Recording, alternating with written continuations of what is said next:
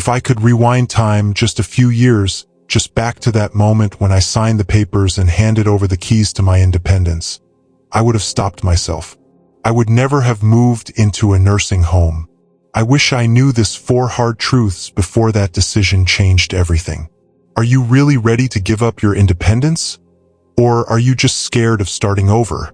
After my divorce at 62, the silence in my house became unbearable.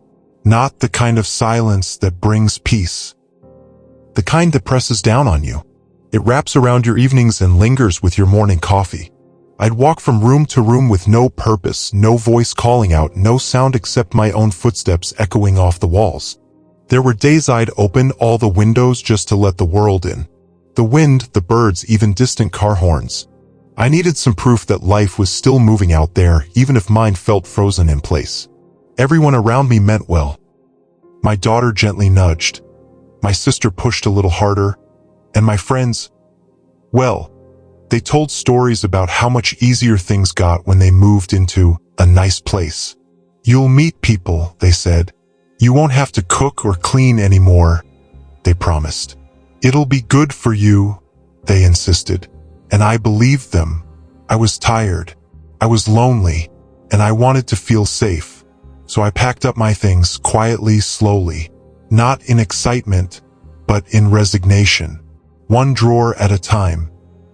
I remember holding a coffee mug and thinking, will I even use this again? I walked through my house the night before the move, touching the walls like they were old friends. My bedroom, where I had once danced barefoot. The kitchen, where Sunday morning pancakes turned into memory. My little garden out back that never really bloomed, but still, I tried. Then, early the next morning, a car came to pick me up. I had 2 suitcases. That's it. Everything else was either donated, boxed up, or left behind. Imagine condensing your life into 2 bags. Not because you're going on a vacation, but because you're stepping into a chapter you don't fully understand. I arrived with cautious hope.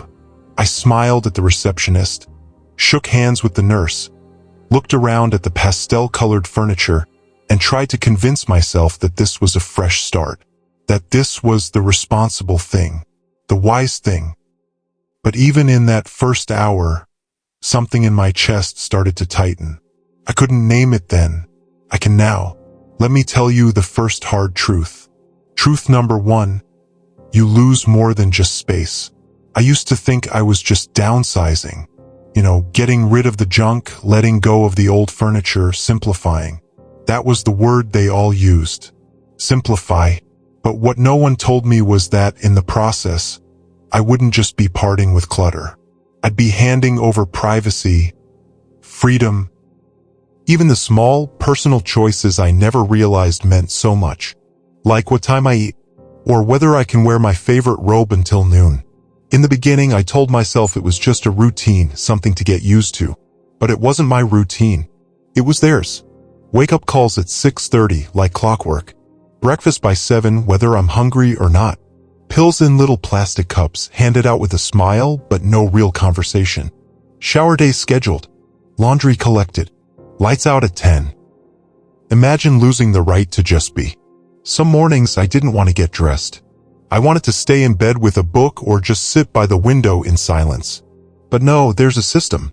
If you're not dressed and ready, someone knocks. If you don't answer, they come in. Privacy doesn't really exist. Your space becomes a hallway for nurses, aides, and neighbors with questions you didn't ask. Even meals, the meals. They're not terrible. They're just bland. Same time every day, same choices on a rotating schedule. I used to enjoy cooking. Making toast just the way I like it.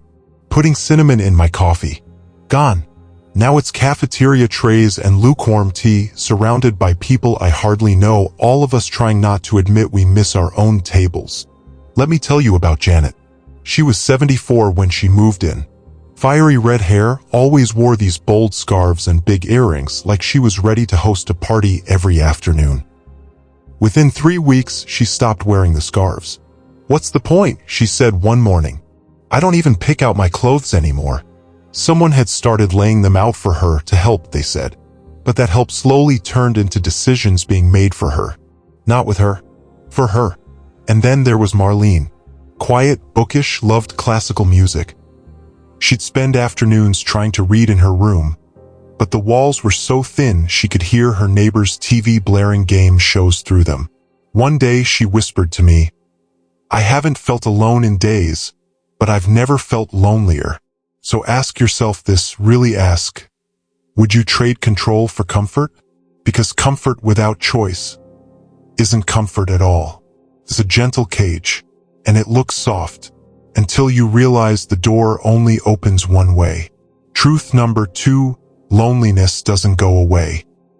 I used to think that being around people would fix the loneliness, that if I could just get out of that big, empty house and be somewhere with laughter, movement, shared meals, I'd feel connected again. I thought the ache in my chest came from being alone too much. But what I learned is this: being surrounded by people isn't the same as being seen. In the first week, they handed me a schedule of daily activities. Bingo on Mondays, movie night on Wednesdays, crafts on Fridays. It sounded cheerful, busy. But when I walked into that first group, I sat down next to someone who didn't even look up. A few smiled. One woman stared blankly at the TV mounted on the wall. There was noise, but not connection. I joined in, tried to introduce myself, asked questions, and it felt like my words evaporated before they landed. You can sit in a room full of people and still feel like a ghost. The hardest part? Many of the residents are dealing with memory loss. Some are tired. Some are just done trying. I met a woman named Helen who used to be a high school history teacher. Brilliant. She'd talk about the Civil War like she'd lived through it. But by the third week, she didn't recognize my face anymore. Every day it was, "Have we met?" I'd smile and say yes and then excuse myself. Because it hurts. More than I wanted to admit. There was a man, Richard, who used to walk the halls at night. Quiet, careful. One evening I asked him if he was all right. He looked at me and said, "I just keep thinking someone I love is about to walk in." Then he went back to his room. That stuck with me. I started keeping a journal. One entry reads, "I've never spoken so many polite sentences to people who don't know me, and probably never will." Another, "It's terrifying how quickly your name fades in a place like this. You become the one in room 12. You disappear slowly. No one notices at first." I missed the sound of my phone ringing.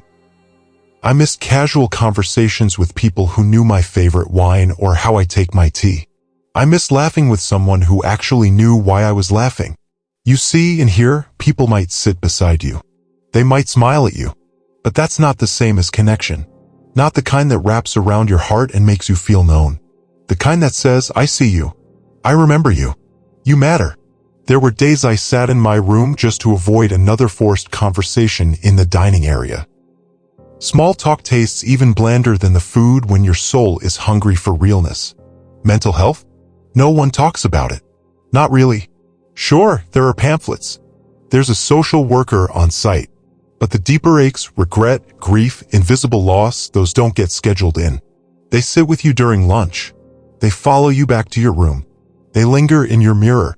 So I want to ask you, have you ever felt lonelier in a crowd than in solitude? Because that's what this is. It's a crowd without connection, noise without warmth, and a place where the loudest thing is often the silence that lives behind your own eyes.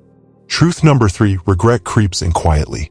That's the thing about regret, it doesn't arrive all at once. It doesn't knock loudly on your door and announce itself. No, it seeps in, quietly, slowly, in whispers. At first, I thought I was adjusting. I told myself, give it time. You just need to get used to this new phase. I tried to believe that. I said it out loud more than once. To the staff, to my daughter, even to myself in the mirror. But the truth is, I wasn't adjusting. I was disappearing. It started with the little things. I stopped doing my hair the way I used to. Why bother? No one here would notice. Then I stopped wearing earrings. I'd always worn them, even when I had nowhere to go. But here, they felt out of place, like I was trying too hard. I used to love journaling late at night with a cup of tea by my side. The words just stopped coming. I couldn't write about a life that felt like it wasn't mine anymore. I began mourning things I hadn't expected. The click of my front door locking at night. The freedom to sit on my porch in silence. To cook something just for myself, exactly how I liked it. To cry without worrying someone might walk in. There's something sacred in those small rituals of being human, and I had handed them away for a key card and 3 meals a day. One afternoon, I watched a woman named Dolores being wheeled back from the dining room. She'd been vibrant just a few months earlier, funny, loud, full of stories. But that day, her head was down. Her hands shook. She didn't say a word. And I found myself staring at her, not out of pity, but out of fear. Is that where I'm headed to? No one warns you how deeply this question can root itself inside you. You see people decline here. It's constant. People stop talking, stop walking, stop smiling. And every time a voice in the back of your mind whispers, "You're next." It doesn't matter how strong you are. It doesn't matter how young your spirit feels. The environment begins to shape your sense of time, of value, of self. One night, I got up around 2 a.m. Couldn't sleep. I stood in the bathroom with the light low and looked at my reflection. I stared for a long time. My eyes looked older than I remembered. My skin was softer, thinner. My hair. I didn't even recognize the way it was falling now. And then I started to cry. Not a loud, dramatic cry. The quiet kind. The kind where tears roll down without sound, without warning.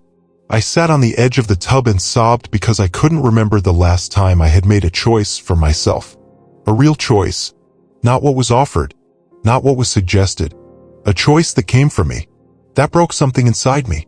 So now I ask you, and I ask this with every bit of honesty I have left. Have you ever made a decision out of fear and then had to live with the echo? Because that's what this is. It's an echo of every what if, every compromise, every silent agreement to settle. And it doesn't fade. It follows you, and it speaks the loudest when you're finally alone. Truth number 4, you still have time to start over. There's a moment, if you're lucky, when the fog starts to lift. When the ache in your chest becomes too loud to ignore, and something in your soul whispers, "This isn't how your story ends." For me, that moment came quietly, just like everything else in that place. I was 67.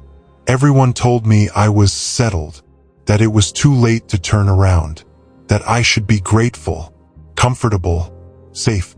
But comfort can be a slow death if it's not on your terms. One morning, I opened the blinds and stared out at the gray sky. I watched the same grounds I'd seen for months. Same bench, same tree. And I realized I wasn't living anymore. I was waiting for what I didn't know. And that terrified me more than the idea of leaving. So I moved out. I took the risk, packed up the few things I'd brought, made a few uncomfortable phone calls, and signed the lease on a tiny one-bedroom apartment across town. It wasn't perfect, nothing about it was glamorous. The carpet was old. The walls needed paint. But when I put my key into that front door, it was mine. That mattered more than anything else. Starting over at 67 isn't something you read about in magazines. It doesn't come with a manual. There are no commercials for it. But I did it anyway. I started small. I set my own wake-up time. Ate breakfast at 10:30 if I felt like it. Walked barefoot across the living room just because I could. And slowly, I came back to life. I rejoined a book club at the local library. I started baking again. Burned the first few loaves of bread and laughed about it. Not because it was funny, but because I was free to try. It wasn't easy. I doubted myself. I questioned everything. But each time I opened my front door and stepped out into the world on my terms, I grew stronger, bolder. I met people. Not many, but enough. Real conversations. Real connections. One neighbor, Clara, is 71 and still paints every weekend. We share coffee on Thursdays and talk about the kind of life we choose to live.